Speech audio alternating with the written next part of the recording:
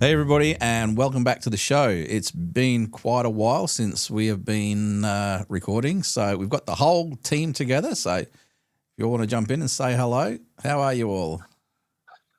Yeah, going well. It's been a while. I'm in a new place, new office, and we're getting there slowly. Fernando? Nice. Everything's good on my end. You guys already know I love my Fridays. That's it. So Jeremy, what are you going to talk about tonight? Right. Well, I was actually doing some scrolling and found something very interesting, which the title of it drew me in and made me think it was one thing and turned out to be another. Now, I'd sent that forward to yourself and Fernando caught one little bit of it and watched a few different things and came to one conclusion where I dug a bit deeper and more arrived. But we're talking about what they dubbed the fraud that transformed psychiatry. That's about it. David Rosenhan being a clinical psych as well, went into these places and tried to fool people into thinking that he was mentally unstable to see the effects that it had on the inpatients, the conditions they lived in, and what it was like for the staff working there as well. So this happened in 1973. Yep. In the Premier Journal Science, it was called One Man Being Sane in Insane Places. Now, this wasn't the first time that anyone had heard of that. There was a female previous to that, I think it was a decade before that had done this same experiment. And the more that she behaved normal, the more that they thought she was insane. Yeah. It begs the question, but I figure what we'll do to start off with, we'll talk all about this and then we'll jump right into the possibilities and of things that slip through the gaps and everything. So do you want to explain how the actual experiment started and what happened? I can't remember the name of the lady. Oh, we don't need all the names. Yeah. No. I don't know the name of this lady that did the experiment to start with, but Dr. David Rosenhan heard about this, started researching into it himself about why, how, and what environmental impacts it has on people. Yeah.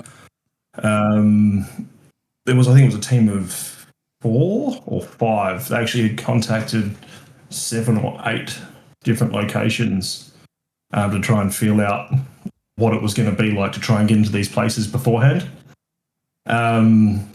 They pretty much came in, sat down as a group, discussed, right, this is what we're going to do. They put in action like what symptoms they said they were going to have, about hearing voices. I'm pretty sure they came to a part where they were like, right, empty noises in my head, empty talking, and talking about a thud as well. Yeah.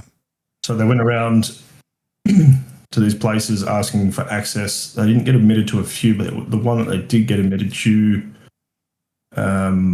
he was there. He thought he was only going to be there for, a week, 2 weeks max. So he let his family know that he was going in, and he ended up being there a lot longer than what was foretold. It's interesting because... So I'm just looking back on that as well. No, going back, and I've done some research on it as well, and it seems everybody's got different numbers associated with some of this stuff. So what I got when I did the research was that, like you said, they were coming up with this whole idea of they don't think a lot of psychologists are actually diagnosing people correctly. And it was 12 of them that went to 12 different locations. And what they did was they'd all agreed previously that the only thing they weren't going to lie about was they were going to, not what they weren't going to lie about. The only thing that they were going to lie about was they gave a false name and they gave a false profession. But what happened after that was they all presented at different psychological establishments with the same symptoms. So they were going to talk perfectly normal. They were going to act perfectly normal, except for the fact that they were all hearing the word thud in their heads, which is what you were saying.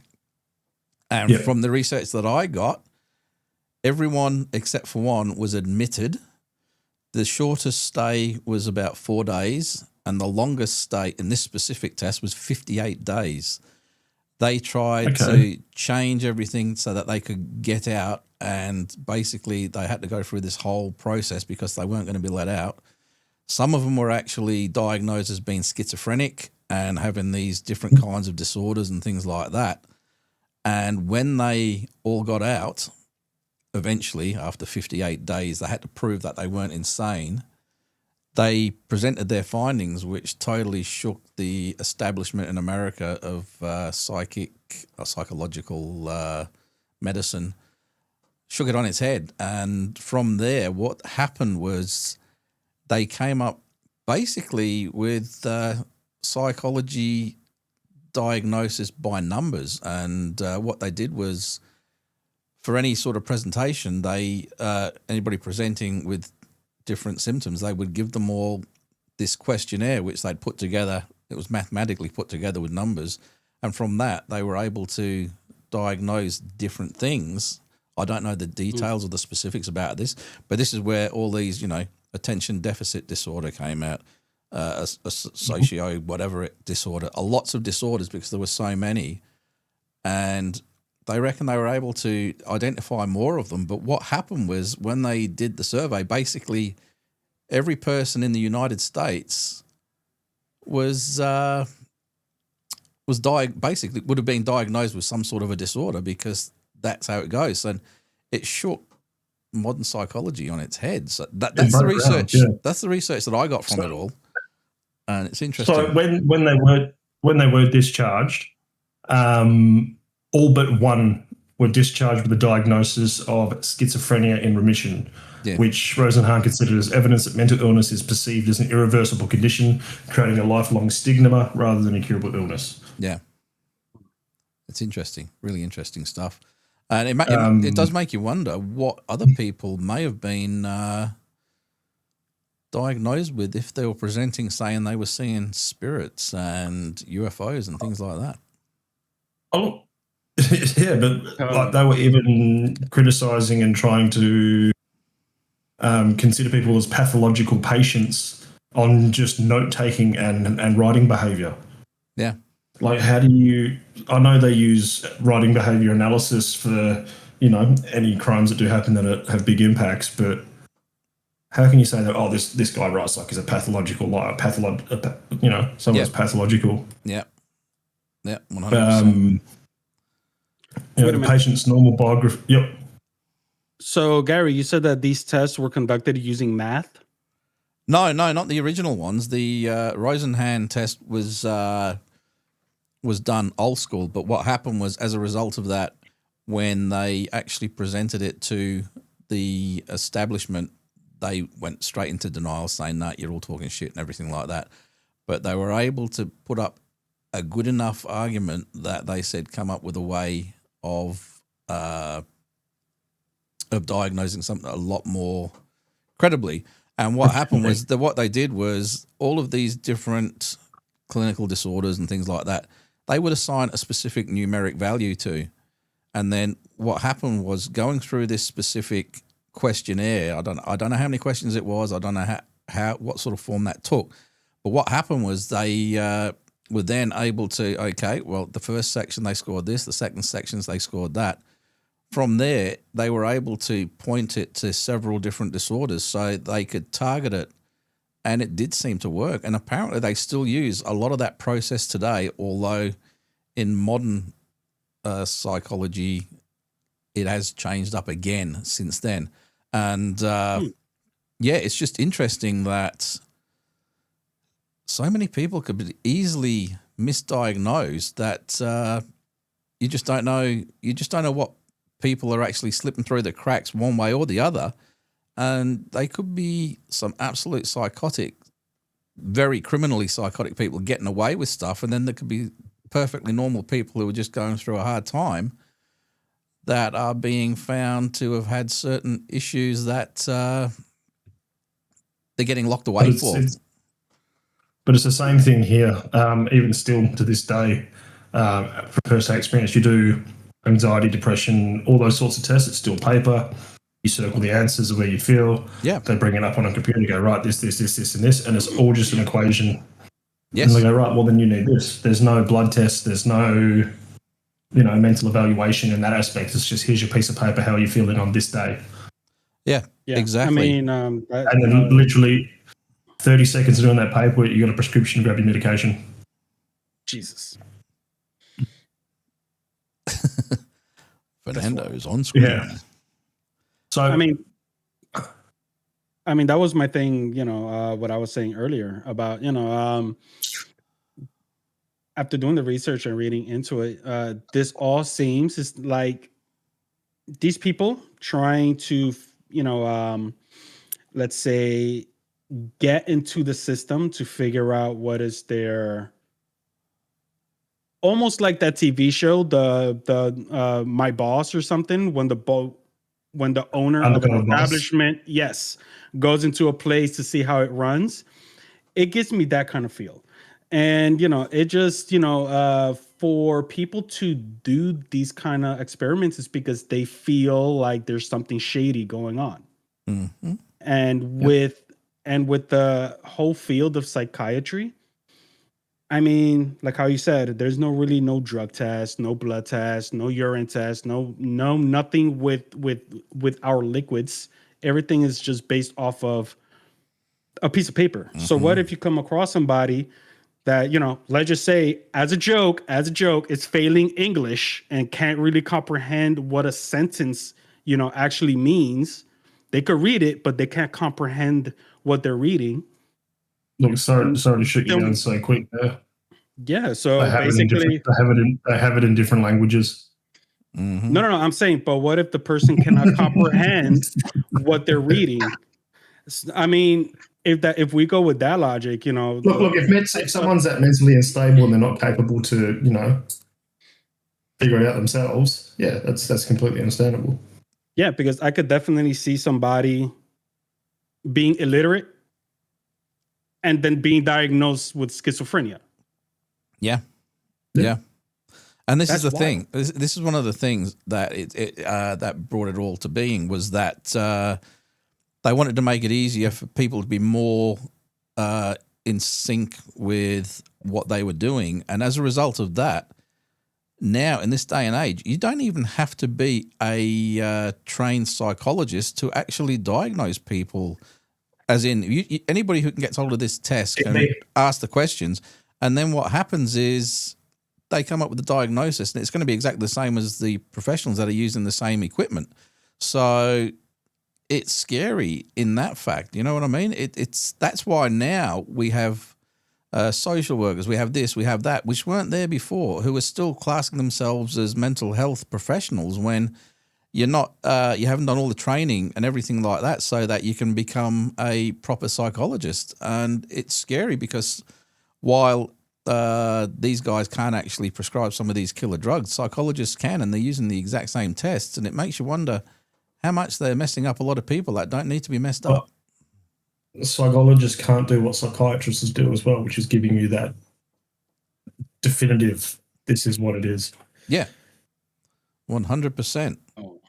So with the Rosenhan experiment, the experiment required the pseudo patients to get out of the hospital on their own being by getting to the hospital, release them through a lawyer. A lawyer was retained to be on call for emergencies when it became clear that the pseudo patients would not ever be voluntarily released on short notice. Once admitted and diagnosed, the pseudo patients were not able to obtain their release until they agreed with the psychiatrist that they were mentally ill and began taking antipsychotic medications, which they flushed down the toilet. No staff member reported that, and the pseudo patients were flushing medications down the toilet. Now, going into a video that I watched on that, they actually trained for, I think it was a month or two, on how to make it look like they were taking that medication without taking it. Yeah. So they were well refined in what they were going to do.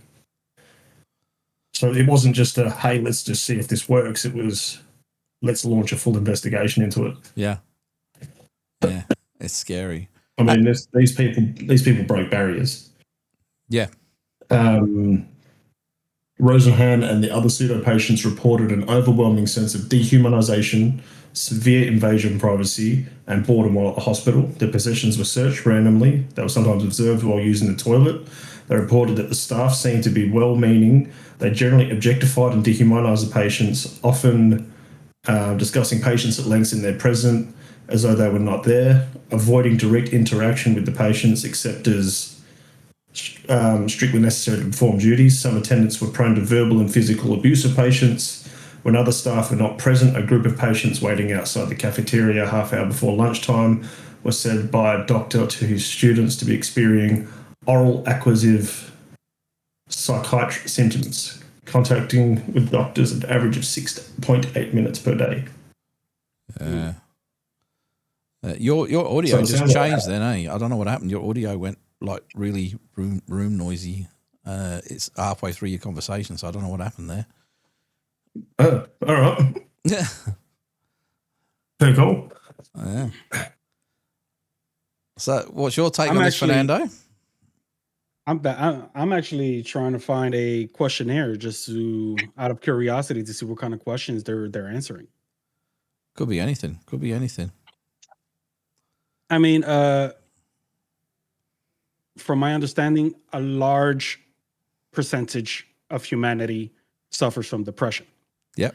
So I'm trying to get questionnaire that a psychiatrist would give to basically diagnose somebody with depression. Do you want to know how easy it is? I actually got my form here. Oh, Do you want to know the questions and you want to know how easy it is and how stupid this sounds when you read it out loud? No. But So you've got- go for it. So you've got disagree, strongly agree. I often feel socially awkward or inadequate.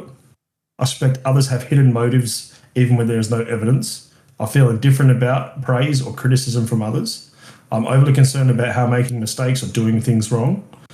I have very high standards for myself and others. I'm often irresponsible when it comes to work obligations. I sometimes exaggerate my achievements to impress others.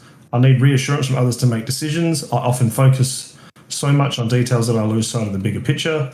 I'm content spending most of my time alone. I spend a lot of time organising or planning to make sure everything is perfect. I prefer being alone over spending time with others. I'm extremely uncomfortable when I'm not in control of a situation. I feel uncomfortable when there are things not perfectly in order. My thoughts or speech can seem unusual to others. I find it hard to stay out of trouble for long periods. I hold grudges and find it hard to forgive. I often disregard laws if they inconvenience me. There's heaps. It just goes on and on and on. I become upset when I don't get the attention I think I deserve. I rarely experience strong emotions, whether positive or negative. I mean, there's like 60 questions that are just plain day-to-day things. And the interesting thing about that is it makes you wonder how many of them came from this test that was originally done, because you just don't know. You get yourself an introvert and you give them this questionnaire. You're going to turn around and say they have severe anxiety and depression. Yep. Well, no, maybe they're just introverted Right off and the they bat. don't like socializing. Exactly. 100%. Right off the bat. And unfortunately, there's You get someone that's an alcoholic extrovert that takes drugs. They take that. It's going to be a completely different outcome. Yeah. I mean, even this generation, there's this. I mean, my son wears it. Even my stepdaughter wears it. It's called the antisocial club. Have you guys heard of this? Yeah. The antisocial club. Yeah. Yeah. The antisocial social club. Yeah. Does that mean that every child that was born within this generation needs to be on some sort of psych med? I that's think very everybody. You will be surprised at the percentage. Mm. That's wild. That's wild. I miss the 90s. Even Gen X and Gen Y, man. Yep. 100%. Makes you wonder what else is we're being found guilty of, you know what I mean? As in mentally. Well, it just goes into the whole big pharma. Yeah. And that's a huge topic that you'll probably never stop talking about and probably get demonetized for. Yeah, so we're not going to go. We're not going to go too far down that. And then it's probably going to lead back to Scientology. No, Scientology do not believe in any kind of therapy to do with psychological illness. They don't believe in it. And do you know why that is? Because they'd have people lead the Scientologist church. I'm serious. Why else would you forbid it? Oh man, we are due another discussion on that, but that is for another day. But you think about it though. Let's forbid something that helps people see clearly. Yeah. Mm-hmm. Oh yeah. Oh yeah. I see that. But it doesn't just come down to this whole mental health. It's a huge thing. People are always talking about be there for people, help them out. Look, I've had Gary be there for me when I've been down, and Fernando checking in on me as well. We do the same for each other here, no matter what.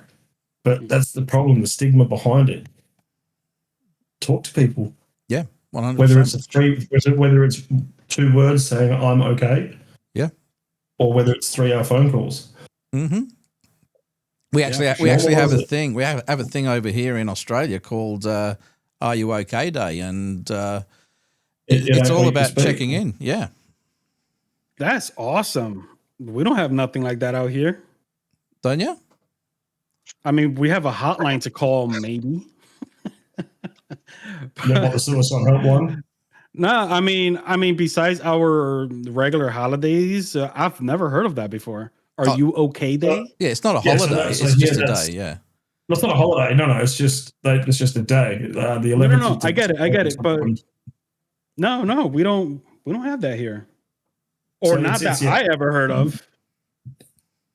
You know, they've got the whole day for it, but then they've got the advertising for like ask, "Are you okay?" any day. Yeah, man, I'm gonna say something that might rub some feathers wrong. What? For some reason, once I said that, Gary's camera, Gary's camera kind of zoomed in. Like, oh, what are you gonna say? No, that's that. Are you okay day? To me, sounds almost like, like Valentine's Day. Not really. No, I'm not buying people roses. One's a Hallmark holiday. One's a day for mental health. Yeah.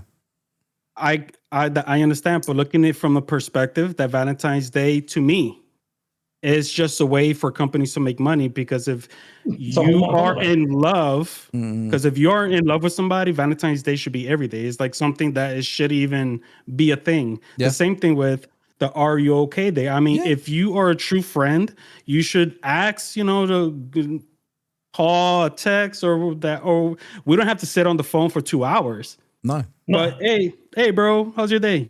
Yeah, 100%. It's something that should be normalized. Yeah, they have the day, but they're advertising you ask it any day. They're not just making one day for it. That one day highly notes what they're doing, but they're like, hey, it shouldn't just be here. Yes, yeah. Exactly. It's about actually making it known to everybody. Publicizing. Yeah.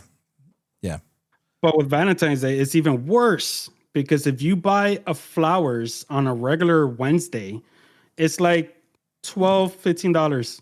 But for Valentine's Day, $30 to $40. See, look, I don't condone theft, but hey, just borrow a flower from someone's garden. Cheaper, way cheaper. Even free. It's free. But yeah. But anyway, but that's another whole wormhole we can go down for another episode. Hallmark holidays. Oh man. There might be a couple UFO day. UFO day. Oh look, you want to start an argument? Start the whole Mother's Day, Father's Day argument. Oh my God. I saw a joke that Father's Day is rated like number 20 as the most important holiday. Mother's Day is number 2. Christmas is number 1. So then the guy was like, it's not that. It's the females that go, oh, I'm a single mother, I get Father's Day, I'm the dad. No. Oh, no. You see, I'm Latino, Dominican, and also here, there's 2 different Mother's Days. I don't want to be an asshole, but Father's Day is just one. Father's Day aligns with the same holiday as here. But Mother's Day, there's one in the Dominican Republic and one here. I only celebrate one. Sorry. No, that's... Sorry. But don't upset abuela. No, hey. Like if you're Dominican living here, you're just gonna get here. You're not gonna get celebrated by the Dominican. But that's just me. But there are men out there that, Dominican men that they would buy, for each thing. And respect is fine. But if you want to spend $60 on roses a year, sure. Oh my God. Well, I mean, I didn't mean. My mom just gets a text message. I didn't mean to make this as a rant for Valentine's Day, but but you did. I'm telling Mom. But yeah, no, I mean that questionnaire was it almost felt like one of those real late night commercials for drugs or for medication. Like, does your body ache in the morning? Take Yes. these. Do you have hair on your head? Take these. No. Do you Not happy, Jan. oh, wait a minute. Didn't Chris Do Rock you look like Mr. Clean?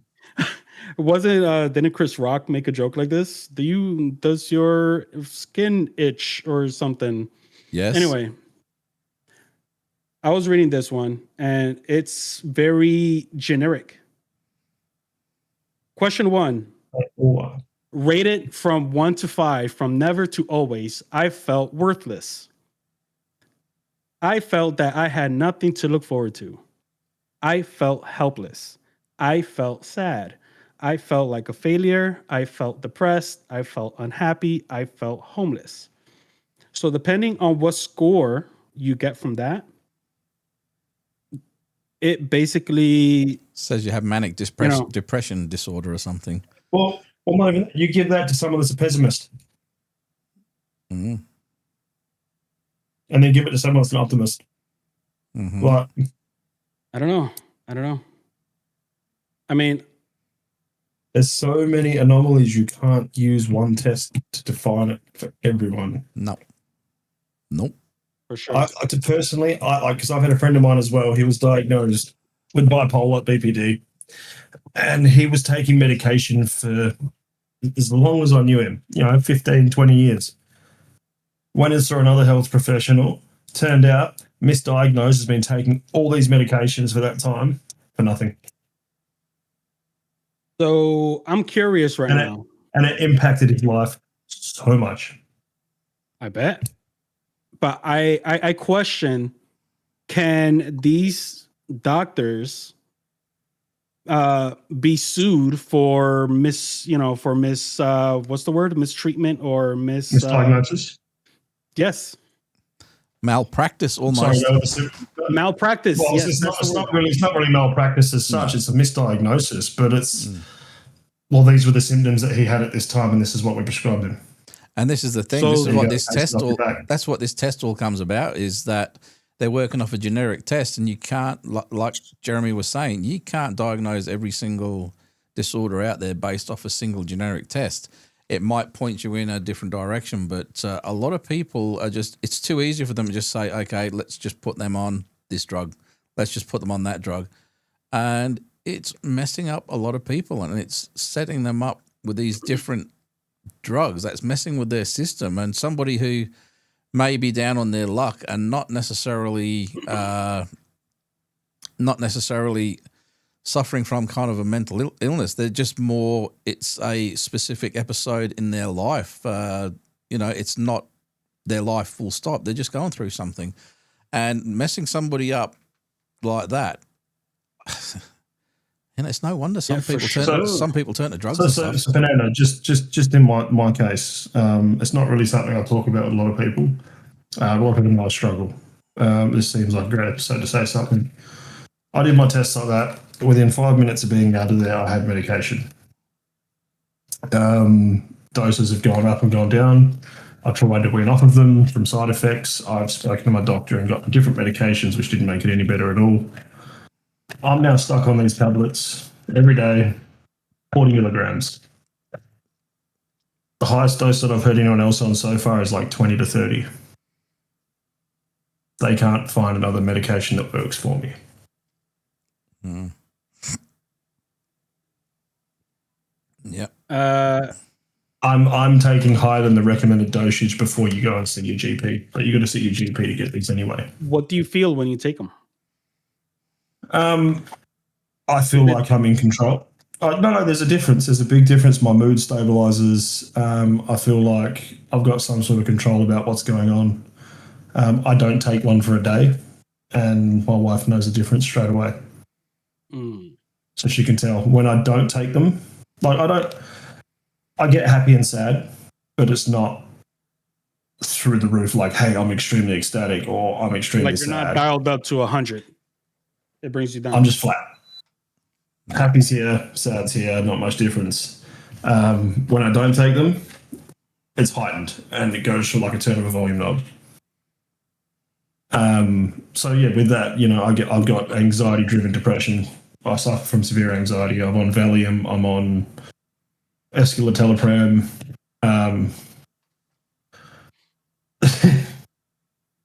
Man. Just work with it. But yeah. But the system is completely flawed, and I'm glad these guys had done something back then. I was just about to make to say a point of making something better. Yeah. Because honestly, one of the reasons why I don't trust doctors of any type is because it is a business. And if you go to somebody that has, I need to make this amount of money to pay off my car, I'm sorry, but that just feels like it's an agenda. Like you're not there for me. You are there to pay your car note, right? I don't know. I haven't seen, I've been in Florida for almost 2 years and I haven't seen a doctor. I don't trust doctors because of my time in the medical field. And I know how these guys think. Mm-hmm. Because they get paid off.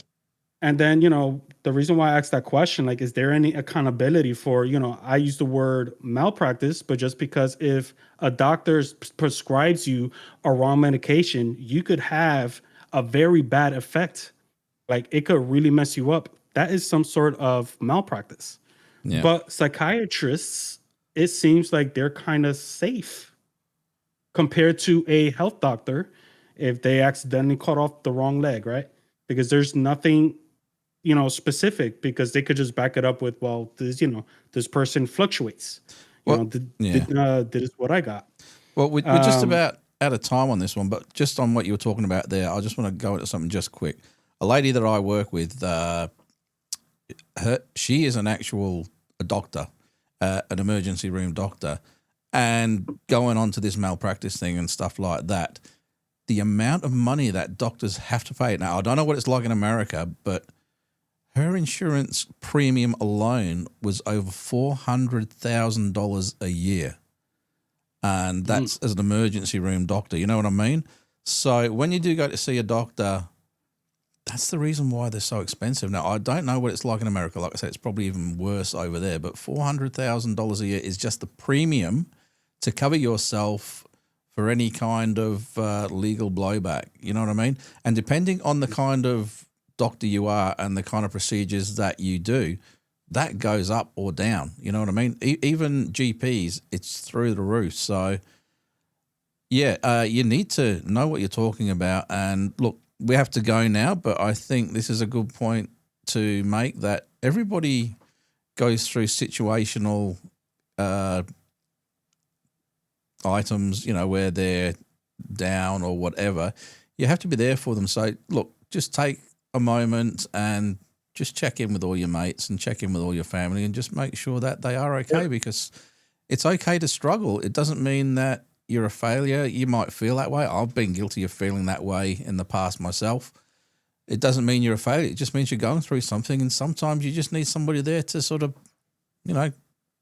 put their arm around you and just say, look, you're not alone and we'll get through it. And that's what it's all about. So look, just say your little quick goodbyes, and we're going to have to jump out of this one. It's a pretty serious one, and we could really get tied into it. And go on for a long time. Well, there's still another 3 pages of notes I've got written here on this. Yeah. But we can do a part 2. Yeah. Because there is a lot what of... What I'm hearing is that a part 2 should come, because we could go on. Definitely, because it's not the last. It wasn't the first time that these had happened, studies had happened, and it hasn't been the last. There has been some, not in the distant past. Yeah. So everybody, if you do want the second part, let us know in the comments, because Jeremy's already prepping all of that, and there's so much more that we can unpack with this one. But until then, I think it's time to say goodbye for tonight, guys. And like I said, don't forget I usually say don't forget to look up, but I'm just going to say this time, check in with all your friends and make sure that they are okay. And don't be afraid to speak up if you're going through some issues at the moment. Definitely. All right. Yeah. Take it easy, guys. Have a good one. Take it easy. See ya.